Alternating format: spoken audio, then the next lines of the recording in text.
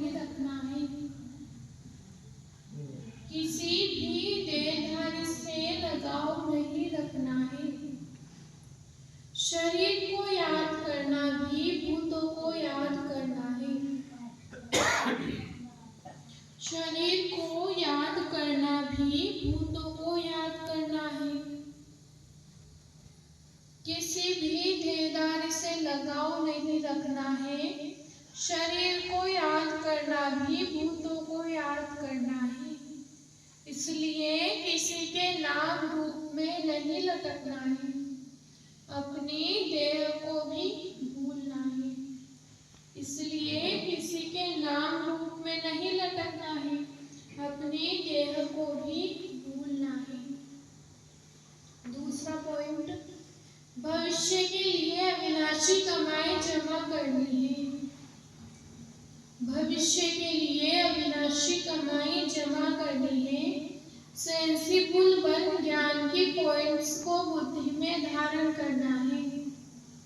Sensible बन ज्ञान की पॉइंट्स को बुद्धि में धारण करना है। जो बाप ने समझाया है वह समझकर दूसरों को सुनाना है। जो बाप ने समझाया है वह समझकर दूसरों को समझाना है।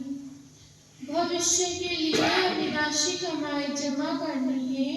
सेंसिबल बन ज्ञान की पॉइंट्स को बुद्धि में धारण करना है। जो बाप ने समझाया है वह समझकर दूसरों को सुनाना है। वरदान, कल्प कल्प के विजय की स्मृति के आधार पर, कल्प कल्प के विजय की स्मृति के आधार पर माया दुश्मन का आह्वान करने वाले महावीर विजयी भव।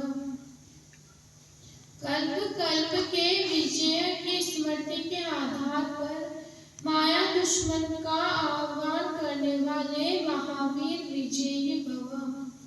महावीर विजयी बच्चे पेपर को देखकर घबराते नहीं, क्योंकि त्रिकालदर्शी होने के कारण जानते हैं कि हम कल्प कल्प के विजयी हैं।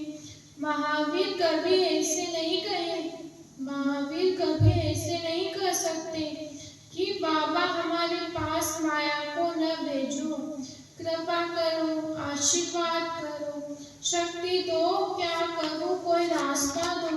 यह भी कमजोरी है। महावीर तो दुश्मन का आह्वान करते हैं कि आओ और हम विजयी बने। स्लोगन, समय की सूचना है, समान बनो, संपन्न बनो। समय की सूचना है, समान बनो, संपन्न बनो। अव्यक्त इशारे, एकांत प्रिय बनो, एकता और एकाग्रता को अपनाओ।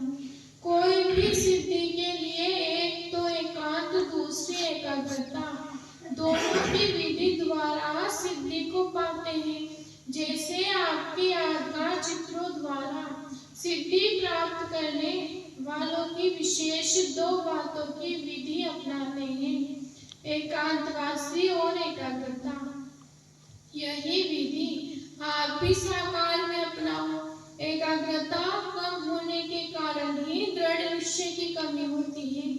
एकांतवासी कम होने के कारण ही साधारण संकल्प बीज को कमजोर बना देते हैं। इसलिए इस विधि द्वारा सिद्धि स्वरूप बनो।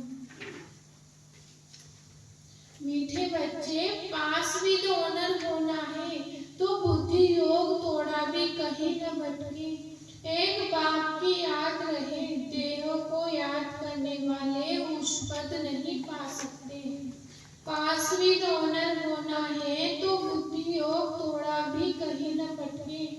एक बात की याद रहे, देह को याद करने वाले उच्च पद नहीं पा सकते। प्रश्न, सबसे ऊंची मंजिल कौन सी है? उत्तर, आत्मा जीते जी मरकर एक बाप की बने और कोई याद न आए, देह विमान बिल्कुल छूट जाए, यही है ऊंची मंजिल। निरंतर देही अभिमानी अवस्था बन जाए, यह है बड़ी मंजिल। इसी से कर्मातीत अवस्था को प्राप्त करेंगे।